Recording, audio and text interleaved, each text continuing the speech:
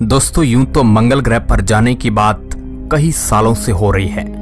Elon Musk से लेकर NASA तक उसके अंदर इंसानी जीवन बसाने में लगे हुए हैं। वैसे तो मंगल ग्रह की जमीन पर काफी रोवर उतारे जा चुके हैं, जिनमें से कुछ रोवर्स ने तो मंगल ग्रह के भयानक आंधी के बाउंडरों से लड़ते हुए अपने प्राण न्योछावर कर दिए, तो कुछ रोवर्स आज भी अपना रिसर्च का कार्य कर रहे हैं। दोस्तों, क्या मंगल ग्रह पर जीवन है या नहीं, इस सवाल का जवाब वैज्ञानिक अभी तक ठोस रूप से प्राप्त नहीं कर पाए हैं। मंगल ग्रह की लाल दुनिया कई रहस्यों से भरी हुई है। ऐसे में हमने सोचा क्यों ना आपको रियल फुटेज के साथ मंगल ग्रह की यात्रा करवाई जाए। इसलिए आज की हमारी वीडियो रिपोर्ट में मार्स क्यूरियोसिटी रोवर की कुछ रियल पिक्चर के साथ आपको यात्रा करवाते हैं, जिसे देखकर एक बार तो आपको लगेगा कि आप खुद मंगल ग्रह पर खड़े हैं। तो चलिए फिर देर किस बात की है, चलते हैं एक रहस्यमयी दुनिया की ओर। हेलो दोस्तों, मैं हूं आपका दोस्त सुरेश सांचोरी। आप देख रहे हैं रहस्य टेलीविजन यूट्यूब चैनल। दोस्तों, सबसे पहले हम आपको बता दें कि 2012 में मार्स पर पहुंचने वाले इस रोवर को 2 सालों तक वहां रुकने की उम्मीद लगाई जा रही थी, लेकिन इस रोवर ने अपनी उम्मीद से ज्यादा बेहतर काम किया और यह सन 2020 में जाकर एक्सटेंड हुआ।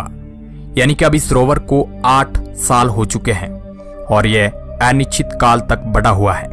अब जैसे कि आप इस फुटेज को देख लीजिए, जो ये साफ दर्शाता है कि किस तरह 8 सालों तक मंगल ग्रह पर रहने के बाद डस्ट के कारण इस रोवर का ये हाल हो जाता है।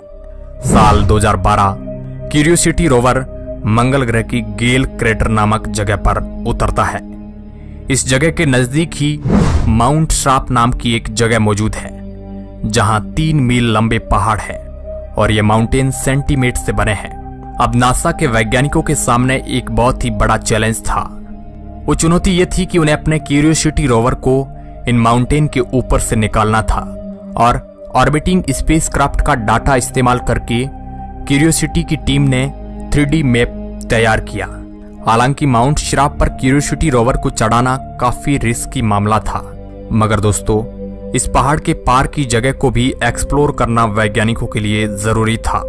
लेकिन वैज्ञानिकों ने फिर भी उसका रास्ता निकाल लिया और आगे जाने का सफर शुरू किया, जिसमें उन्हें अपना सबसे पहला येलो नाइफ बे मिला, जिसका नजारा आप खुद ही देख सकते हैं। दोस्तों, ये एरिया सेडिमेंट्री डिपॉजिट से बनकर तैयार हुआ है, जो कि आप और हम इस वीडियो में साफ साफ देख सकते हैं। वैज्ञानिकों की माने तो इस जगह पर कभी भारी मात्रा में पानी मौजूद होता था और यही क्यूरियोसिटी रोवर की पहली मेजर फाइंडिंग थी। जैसा कि आप देख रहे हैं, जैसे जैसे कैमरा मूव हो रहा है वैसे वैसे अलग अलग जगह दिख रही है और ये सब जगह येलो नाइफ बे के अंदर मौजूद है। अब क्यूरियोसिटी रोवर ने अपनी जर्नी माउंट श्राप की तरफ शुरू कर दी थी, जहां इसका अगला पड़ाव पहरम्प हिल्स था। उसने 2 सालों तक माउंटेन बेस पर पहरम्प हिल्स को एक्सप्लोर किया। हालांकि अपने सफर के साथ साथ क्यूरियोसिटी रोवर ने कुछ इस तरह की तस्वीरें क्लिक की, जहां पर भी सेंटीमीटर मौजूद थे, जो ये बात कंफर्म कर रहे थे कि ये जगह भी एक समय पर पानी से भरी हुई थी। इसके बाद ये मुसाफिर आगे की तरफ चल पड़ा और गार्डन सिटी तक जा पहुंचा। यहाँ पर क्यूरियोसिटी रोवर को अलग अलग तरह की चीजें देखने को मिली, जिनका पूरा डाटा अर्थ पर लाया गया ताकि इसकी पूरी तरह से जांच हो सके। हालांकि अभी इवेंट्स क्या थी और कैसे बनी, इसके बारे में पता लगाया जा रहा है। और हाँ, आगे का सफर तय करते हुए यह मुसाफिर मंगल ग्रह का सनसेट देखने के लिए भी रुक गया, जिसने कुछ इस तरह की पिक्चर्स क्लिक की। हालांकि इससे यह साफ पता चलता है कि यहाँ हमारे अर्थ में सनसेट रेड कलर का होता है, वहीं मंगल ग्रह में इसका रंग ब्लू होता है। इस पर वैज्ञानिकों का कहना है कि यह मंगल ग्रह के एटमॉस्फेयर पर मौजूद फाइन पार्टिकल्स की वजह से हो सकता है। अब जैसे कि आप ये जो फुटेज देख रहे हैं, यह व्हेल रॉक है जो पहरम्प हिल्स में पाई गई, जो ये दिखाती है कि किस तरह पानी यहाँ पर वाकई में मौजूद था। तभी आज ये सेंटीमीटर यहाँ पर इतनी भारी तादाद में मिले हैं। क्यूरियोसिटी रोवर ने पहरम्प हिल्स को गुड बाय कहते हुए अपना आगे का सफर तय किया, जहां यह बैग्नोल ड्यून्स में आ गया। दोस्तों, ये ड्यून यानी कि डिब्बा, जिसे नामिब ड्यून नाम दिया गया, ये 13 फीट ऊंचा है। बैग्नोल ड्यून्स पहले ऐसे ड्यून्स थे जिन्हें दूसरी दुनिया में पहली बार खोजा गया था। ऐसे में नासा ने बहुत सावधानी से क्यूरियोसिटी रोवर को आगे बढ़ाया और इसलिए नासा ने क्यूरियोसिटी का रास्ता बैग्नोल ड्यून्स से बाहर की ओर रखा, जहां यह नोक्लू प्लेटो को क्रॉस करते हुए मेरी बीट्स से आगे बढ़ा। हम आपको बता दें कि जब नासा का रोवर नोक्लू प्लेटो से आगे बढ़ रहा था तो उसे 2 सेंटीमेट्री स्ट्रक्चर मिले, जिसको पार करते ही मेरी बेट्स का एंट्रेंस आ जाना था। और यह पिक्चर क्यूरियोसिटी ने अपने चौथे बर्थडे पर ली थी। जी हाँ, तब उसे 4 साल मार्स पर लैंड किए हुए हो चुके थे।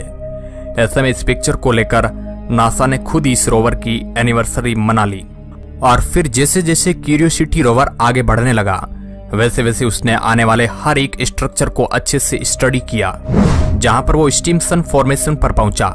यह एक सैंड स्टोन है, जहां पर हवा पूरी तरह से डिपॉजिट होकर सैंड स्टोन में बदल गई।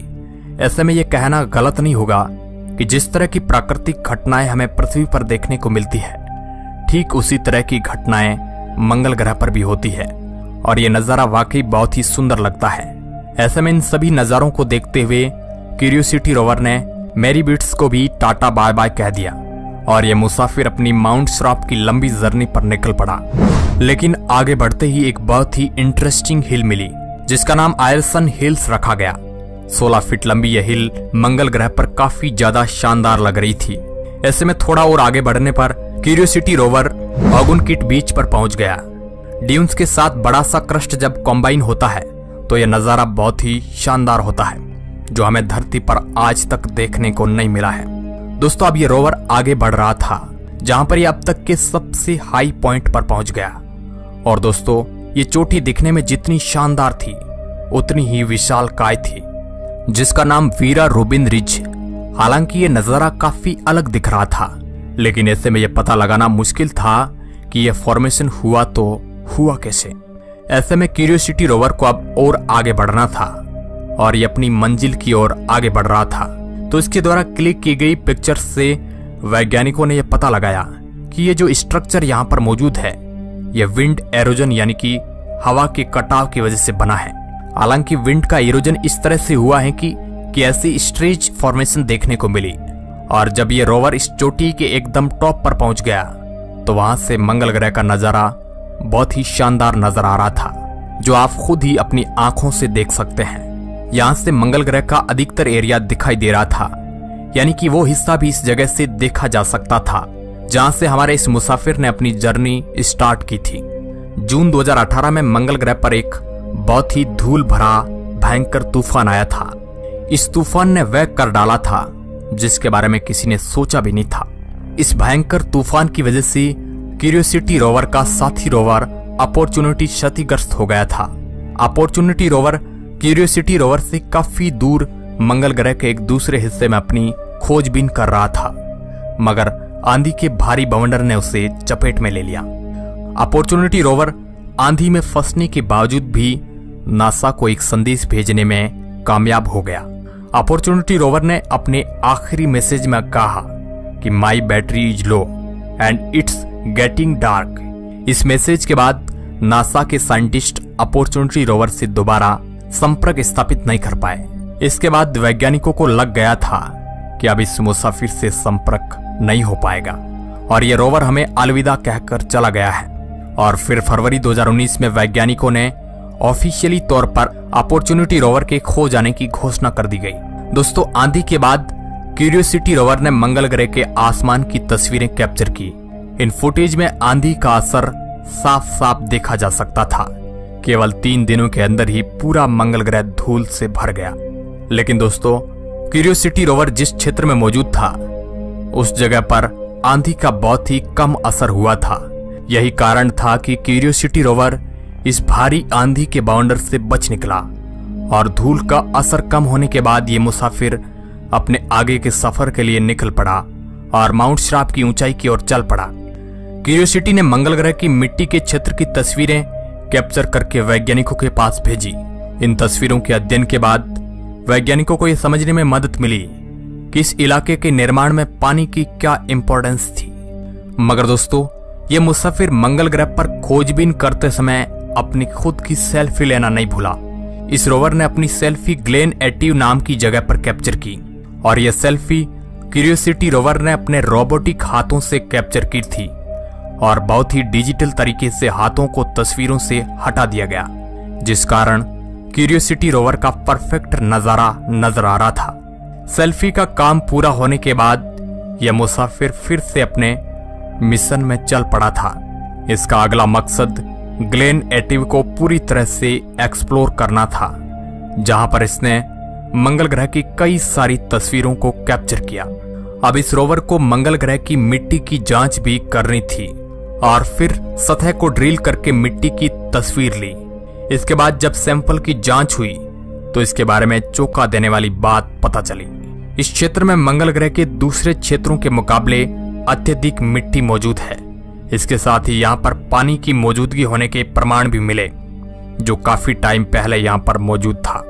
समय मार्च 2020। क्यूरियोसिटी रोवर की टीम के वैज्ञानिकों ने एक नई हाई रेजोल्यूशन तस्वीर को जारी किया। इस तस्वीर को 24 नवंबर से 1 दिसंबर के बीच कैप्चर किया गया था। हम आपको बता दें कि क्यूरियोसिटी ने इस तस्वीर को ग्लेन टोरिडोन नामक जगह पर लिया था और इसकी मौजूदा लोकेशन ग्लेन टोरिडोन ही है। हालांकि ये मुसाफिर अभी भी माउंट श्राप की तरफ अपने सफर में आगे बढ़ रहा है। इसकी मंजिल थोड़ी कठिन है और रास्ते में अभी भी कई और चुनौतियों का सामना करना बाकी है। अब बस देखना यह है कि कब क्यूरियोसिटी अपनी मंजिल की तरफ पहुंचता है। दोस्तों, जब तक ये मुसाफिर अपना सफर जारी रखेगा तब तक हम मंगल ग्रह के बारे में कई महत्वपूर्ण डिस्कवरी कर पाएंगे। दोस्तों, ये तो अभी सफर की शुरुआत है। अभी आगे ये अंतरिक्ष यान हमें बहुत कुछ मंगल ग्रह के बारे में दिखाएगा। अब इंतजार है उस माउंट श्राप की चोटी पर जाने का। तो दोस्तों, वाकई में वहां का नजारा बहुत ही रोचक होगा। मगर दोस्तों, अभी तक इस रोवर ने जितनी भी तस्वीरें नासा के वैज्ञानिकों के पास भेजी है, उन तस्वीरों के बारे में हमने आपको काफी हद तक बता दिया। बाकी आगे की तस्वीरों के बारे में हम आने वाले समय में आपको जरूर बताएंगे। तो दोस्तों, अब वक्त है आपसे अलविदा लेने का, लेकिन आप हमें कमेंट करके जरूर बताना कि आपको यह मंगल ग्रह का सफर कैसा लगा। ऐसे ही इंटरेस्टिंग वीडियो देखने के लिए आप हमारे चैनल को सब्सक्राइब कर सकते हैं। वीडियो के अंत तक बने रहने के लिए आपका बहुत बहुत धन्यवाद।